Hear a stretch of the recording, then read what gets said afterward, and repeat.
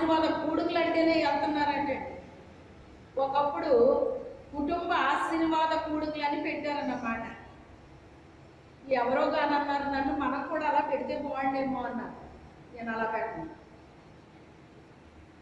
దేవుడు నాకు ఏది చెబితే అది నేను చేస్తాను, కానీ అలాంటి కూడుకు పెడితే ప్రజలు వస్తారని ఆ రకంగా నేను పెట్టను. ఆయన చెప్పాలి నాకు, ఆయన పెట్టమంటే పెట్టేస్తాను అని పెట్టలేదండి నేను. ఆశీర్వాద కూడుకులు అన్నారు, ఆ తర్వాత ఇంకా కూడుకు లేదు. అసలు ఆశీర్వాద కూడుకులు ఏంటండి? కూడుకుకి వెళ్తే ఆశీర్వాదం రాట, లేకపోతే రాదా? అది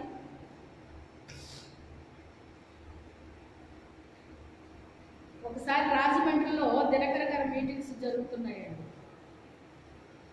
అది 2006, 2007, 2008 నాకు జ్ఞాపకం లేదు, కానీ అప్పుడు వెళ్ళినప్పుడు నేను ఒకటే అనుకున్నాను అన్నమాట, కానుకలు పడుతున్నారండి, నా బ్యాగ్లో ఎంత ఉందో అంతా నేను వెయ్యాలి అని నేను అనుకున్నాను.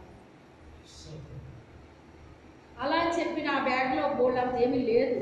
అప్పటికి కొంచెం పొదుపు ఉంది మాకు.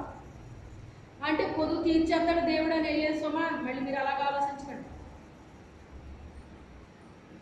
ఆ పొదుపు దేవుడు తీరుస్తాడని కాదు, నా దగ్గర ఎంత ఉందో అంతో దేవుడికి వెయ్యాలి అని నేను అనుకున్నానండి. అనుకుని నేను వేసుకున్నాను అన్నమాట. అయితే అక్కడ ఏం చెప్పారంటే వాళ్ళు, అంటే వాళ్ళు చెప్పినందుకు నేను వేయలేదు, అలా చేయనండి. నేను నా మనసులో నాకేమనిపిస్తుంది నేను చేస్తానంతే. మీరు ఎంత ఇస్తే దేవుడు మీకు అంతా ఎంత ఇస్తాడు అంత ఇస్తాడని ఏదో చెప్పారటండి, నాకు అది జ్ఞాపకం లేదు. అనేసరికి ఒక ఆమె ఇలాగ అన్నారు కదా, అయితే దేవుడు ఇచ్చేస్తాడంట అని కాలు తప్పించిందంట. అప్పటికి మందిరం లేదు, కానీ మంగళవారం కూడికైతే జరుగుతుంది. ఆమె వచ్చి అంటది, ఏంటండి ఇలాగన్నారా రోజుని, అలాగన్నారని నేను వేసాను, ఇంకా నాకేమి రావట్లేదు ఏంటండి అంట. ఆ మనసుతో వేయకూడదమ్మా దేవుడికి, ఎంత ఇస్తే ఎంత వస్తుందని అలాగే వేయకూడదు, దేవుడికి అలాగే ఇవ్వకూడదు. మన మనసులో మనం అనుకున్నది మనము చెయ్యాలి. ఆయన ఇస్తానంటే మీకు వస్తుందంటే ఇవ్వడం ఏంటమ్మా, ఫస్ట్ ఆ ఆలోచన తప్పు, అది కరెక్ట్ కాదు అది. అయితే ఒకటి నిజం, దేవుడు తప్పకుండా ఇస్తాడు. మరి ఆయన ఏమి అప్పుంటే ఆయన ఏం కాదు. ఆయన మనం ఇచ్చిన దానికి తప్పకుండా, మనం అడిగినా అడగకపోయినా, ఆశించినా ఆశించకపోయినా దేవుడైతే తప్పకుండా ఇస్తాడు ఆయన అని చెప్పాను అన్నమాట. చెప్తే అలాగా అండి అని, అయ్యో ఇలాగ నువ్వు చేసేసాను నేను, ఇలాగ నువ్వు చేసేసాను నేను అంటాను. నువ్వు విత్తనం వేస్తావో మరుసటి రోజే పంట వచ్చేస్తుందా నీకు? లేదండి. మరి ఎప్పుడు వస్తుంది? కొన్నాళ్ళు పడుతుందమ్మా, పంట రావాలంటే కొంతకాలం పడుతుంది. అంటే మనం అర్పించే మనస్సును బట్టి కూడా ఉంటుందండి. ఆ విధవరాలను ఎవరన్నా ఏమన్నారా? తన దగ్గర ఉన్న 2 కాసులు తన జీవనోపాధి అని అక్కడ రాయబడింది. అది ప్రభు చెప్పారు తప్ప ఆమె ఏమన్నా చెప్పింది ఎవరికన్నానే? నన్ను గణపరచు వారిని నేను గణపరుస్తానన్నాడండి. నన్ను గణపరచు వారిని నేను గణపరుస్తున్నాను. చివరిగా 103వ కీర్తన 5వ వచనం చదవండి.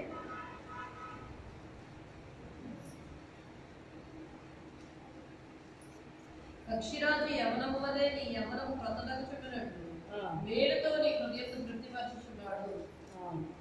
చాలు. పక్షిరాజు యవనం వలె నీ యవనం క్రొత్తదగు చూడనట్లు మేలుతో నీ హృదయంను తృప్తిపరచుచున్నాడు. ఎప్పటి వరకు శరీరానికి తృప్తి కలిగిందండి. ఇప్పుడు దేన్ని తృప్తిపరుస్తానంటున్నాడు? మన హృదయాన్ని తృప్తిపరుస్తానంటున్నాడు. మన హృదయం ఎలా తృప్తి పడుతుందట? మన జీవితంలో ఒక్కొక్క మేలు జరుగుతుంటే మన హృదయానికి ఏమొస్తుంది? తృప్తి కలుగుతుందంట. తృప్తి కలుగుతుందంటండి. ఎందుకని? ఆయన ఏం చేశాడో ఒక్కసారి ఆ పై వచనం చదవండి. సమాధిలో నుండి నీ ప్రాణమును విమోచించున్నాడు. సమాధిలో నుండి నీ ప్రాణమును విమోచించుచున్నాడు. నీ ప్రాణమును విమోచించుచున్నాడు. కరుణా కటాక్షములను నీకు కిరీటముగా ఉంచుచున్నాడు. కరుణా కటాక్షములను నీకు కిరీటముగా ఉంచుచున్నాడు. కిరీటముగా ఇచ్చాడటండి. సమాధిలో నుంచి మన ప్రాణాన్ని ఏం చేశాడట? విమోచించాడు. అంటే రక్షించాడు, విడుదల చేశాడండి. ఒకప్పుడు మన బ్రతుకులేంటి? సమాధి అంటే ఏంటి? జీవము లేనిది. ఏంటి సమాధి అంటేని? జీవము లేని మనకి ఏమిచ్చాడు ఆయన? జీవాన్ని ఇచ్చాడు, సమృద్ధి జీవాన్ని ఇచ్చాడండి. అయితే దావీదు చిన్న వయసు నుంచి దేవుణ్ణి ఏం చేస్తున్నాడో స్తుతిస్తున్నాడండి. స్తుతించడము అంటే చెడు పనులు చేసి స్తుతించడం వేరు, మంచి పనులు చేసి స్తుతించడం వేరు. రెండు రకాల స్తుతి ఉంటుందండి. చెడు పనులు చేసి స్తుతించే వ్యక్తి కాంతి లేని నక్షత్రంతో సమానం. మంచి పనులు చేస్తూ స్తుతిస్తే కాంతి గల నక్షత్రాలు. అంటే నేను లోకమునకు వెలుగై ఉన్నాను. ఆ వెలుగైన యేసయ్య మనలో ఉన్నప్పుడు, మనము స్తుతించినప్పుడు అది ఎవరికి చెందుతుంది? కాంతి గల నక్షత్రంలారా యెహోవాను స్తుతించండి.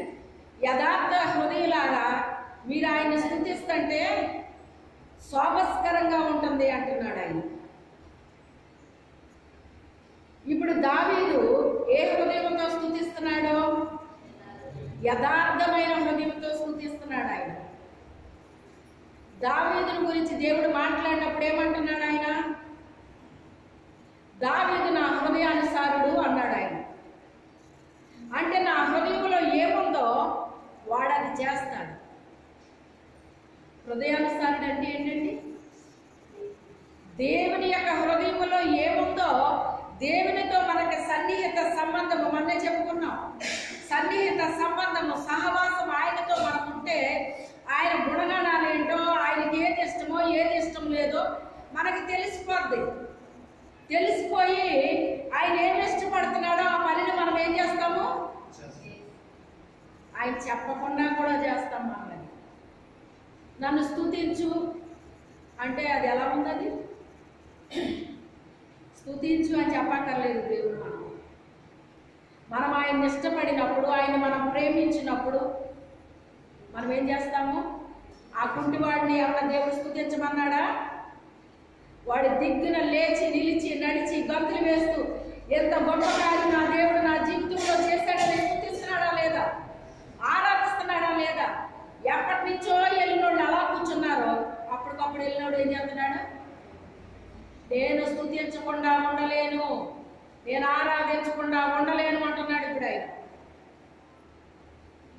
దావీదు కూడా దేవుడిని స్తుతించకుండా ఉండగలుగుతున్నాడా? ఆరాధించకుండా ఉండగలుగుతున్నాడా? తన ప్రాణంతో చెప్పుకుంటున్నాడు, నా ప్రాణమా ఆయన చేసిన ఉపకారాల్లో దేన్ని మర్చిపోక.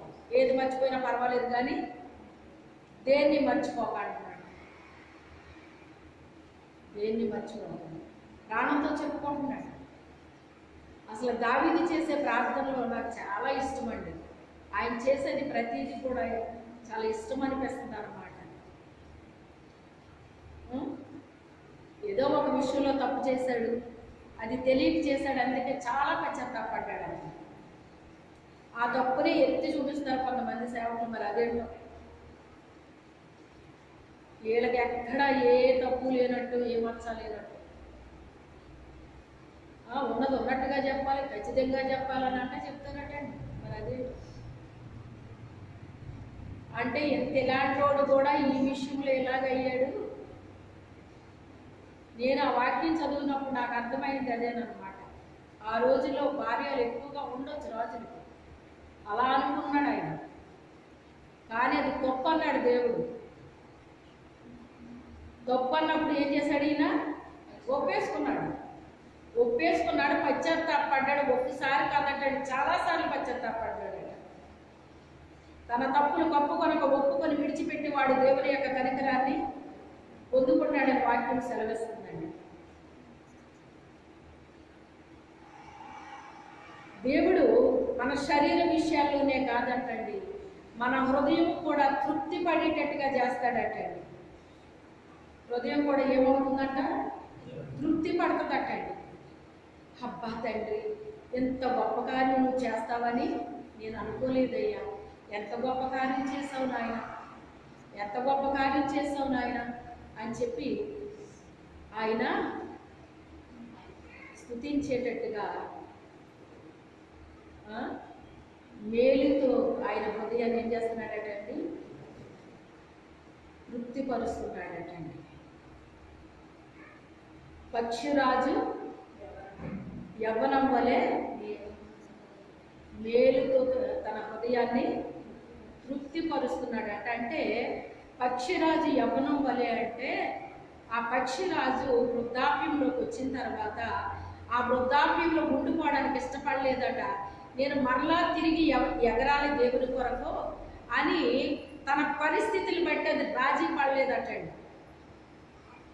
రాజీ పడకుండా నా దేవుని కొరకు నేనేం చేయాలి, నేను ఇంకా ఎగరాలి, నేను ఇంకా పని చేయాలి అని ఎప్పుడైతే అది దానంతటదే తన యొక్క శరీరానికి సంబంధించినంతా కూడా ఏం చేసుకుంటుంది, తనకి తనే విసర్జించేస్తుందండి. తన ఏకం తనే పీకేసుకుందంటండి. తన ముక్కు తొడుగు తీసేసుకుందంటండి. తన కాళ్ళ గోర్లు తీసేసుకుందంటండి. బండకేసి అవన్నీ కూడా దానంతటదే శుద్ధి అయిపోయిందంటండి. అందుకే అది నూతనమైన ఒక యవ్వనాన్ని సంతరించుకుందన్నమాట. ఒక నూతనమైన స్థితిలోకి వచ్చేసింది. అది ఎలాగొచ్చింది? ఒక నూతనమైన స్థితిలోకి వచ్చింది. ఎలాగొచ్చిందని చెప్తున్నాడు ఇక్కడ.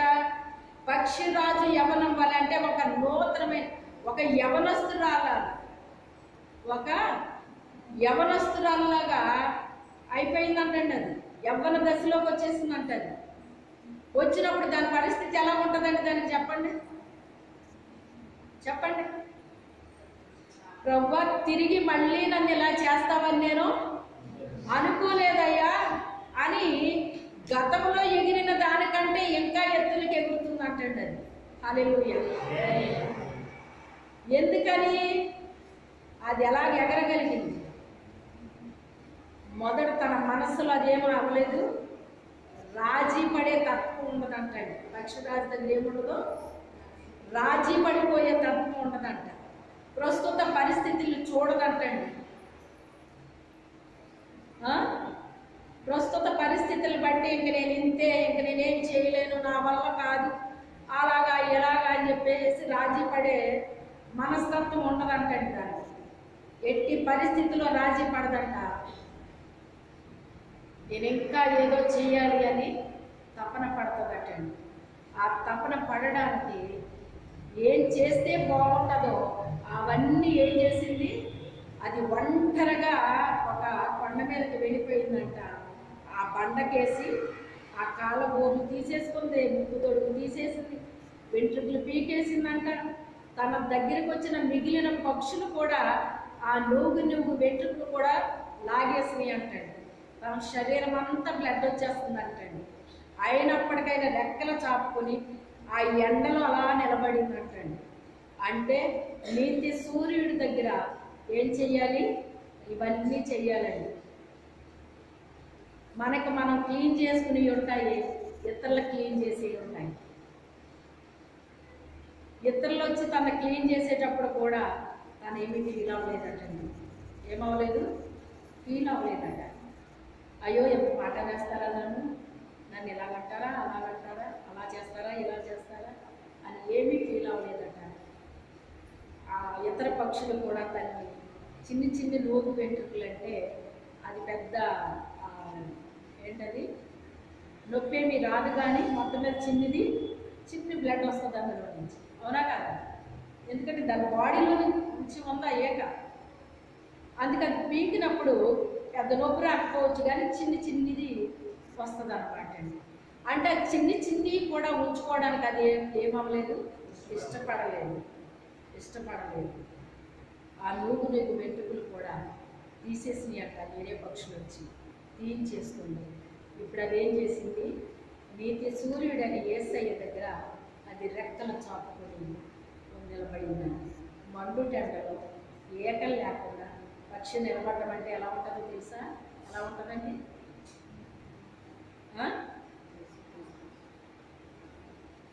జుట్టున్న వ్యక్తి ఎండలో నడవడానికి, గుండుతో ఉన్న వ్యక్తి ఎండలో నడిస్తే ఎలా ఉంటుంది? ఎవరికన్నా అనుభవాలు ఉన్నాయా? మండిపోదా? అలాగే తన బొట్టె మీద వెంట్రుక లేకుండా ఆ ఎండలో నిలబడాలంటే ఎంత బాధ కలుగుతుంది? చెప్పండి, బాధ కలుగుతుందా కలగదా? అయినప్పటికైనా కూడా అది ఏం చేసింది, అలాగా రెక్కలు చాపుకుని అలా ఎండలో ఉండిపోయిందంట. ఆ నీతి సూర్యుడైన ఆ వెలుగు దాని మీద ఏమైపోయింది, ఇదిగో వెలుగు వచ్చి ఉన్నది, లెమ్ము తేజరిల్లుము. ఇప్పుడు దానికి మళ్ళా క్రొత్త వెంట్రుకలు రావడం మొదలుపెట్టింది. ఏం చేసినాయి? క్రొత్త వెంట్రుకలు వచ్చినాయి అంటండి. మరలా ఒక యంగ్గా తయారైందంట. ఇప్పుడు అది ఏమైపోయింది, దానికి పాత స్థితి పోయింది, క్రొత్త స్థితి వచ్చింది. ఇప్పుడు క్రొత్తగా ఏం చేస్తుంది, ఆకాశంలో ఎగురుతుంది. ఎంత ఎత్తులకి ఎగురుతుంది అంటే గతము కంటే ఇప్పుడు ఇంకా ఎత్తులకి ఎగురుతుందంట. ఎత్తులకి ఎగురుతుంది. ఇప్పుడు ఆ పక్షిరాజును పోలుస్తున్నాడు. పక్షిరాజు యవ్వనము, చదవండి. పక్షిరాజు యవ్వనం వలె నీ యవ్వనము క్రొత్తదగుచుండునట్లు. అంటే మనల్ని పక్షిరాజుకి పోలుస్తున్నాడు. అట్టి అనుభవాలు మనకుంటే గనక, ఆ పక్షిరాజుకున్న అనుభవం మనకుంటే గనక అది ఎలాగా నూతనమైన యవ్వనాన్ని పొందుకుందో మనము కూడా ఏం చేస్తామంట, యవ్వనముగా. అంటే యవ్వన బలం ఉంటుందండి, యవ్వన శక్తి ఉంటుందండి. అంటే మరలా మనల్ని ఏం చేస్తాడు ఆయన, నూతన బలముతో నూతన శక్తితో మనల్ని ఏం చేస్తాడు ఆయన, నింపుతాడు, అభిషేకిస్తాడు. ఏం చేస్తాడు? నింపుతాడు, అభిషేకిస్తాడు. ఈ నింపి అభిషేకించి మానేయుడు మరలా ఏం చేస్తాడట, మేలుతో మన హృదయాన్ని తృప్తిపరుస్తూ ఉంటాడట అండి. ఒక్కొక్క మేలు ఆయన చేస్తుంటేనంట మన హృదయం ఏమైపోతుంది, తృప్తి పడిపోతుందంటండి. ప్రభువా, నా జీవితంలో ఎంత గొప్ప కార్యం చేస్తావని నేను అనుకోలేదు. ఎన్నడూ మనం అనుకోని విషయాలు మనము అంటాడు కదా ఆయన, మీ ఆలోచనలు వేరు నా ఆలోచనలు వేరు, మీ తలంపులు వేరు నా తలంపులు వేరు, మీ మార్గాలు వేరు నా మార్గాలు. అడుగు వాటికంటే ఊహించు వాటికంటే అత్యధికంగా మీకు చేస్తానంటాడు ఆయన. కొన్ని మనం అడుగుతామంటండి, అడిగిన వాటికంటే ఎక్కువ చేస్తాడట. కొన్ని మనం ఊహిస్తామంటండి, ఊహించిన దానికంటే ఎక్కువ చేస్తాడట. అడుగు వాటికంటే ఊహించు వాటికంటే అధికము కాదంట, అత్యధికముగా ఆయన ఒక్కొక్క మేలు మన జీవితంలో చేస్తుంటే, ఒక్కొక్క మేలు మన కుటుంబంలో చేస్తుంటే, ఒక్కొక్క మేలు మన సంఘంలో చేస్తుంటే మనకి ఎలా ఉంటుందండి, మన మనస్సు మన హృదయము తృప్తి పడుతూ ఉంటుందటండి. తృప్తి పడుతూ ఉంటుంది. ఎప్పుడైతే తృప్తి పడ్డామో మనకేం కలుగుద్ది, ఆనందము సంతోషము కలుగుతుందండి. ఆనందం సంతోషం కలుగుతుంది. దేవుడు మనల్ని ఆనందంతో సంతోషముతో నింపుతాడు ఆయన. అటు కృప దేవుడు మనకి అనుగ్రహించును గాక. ఎవరు మట్టుకు వారే కొద్ది నిమిషాలు ప్రార్థన చేసుకోండి. ఎవరు మట్టుకు వారే కొద్ది నిమిషాలు ప్రార్థన చేయండి.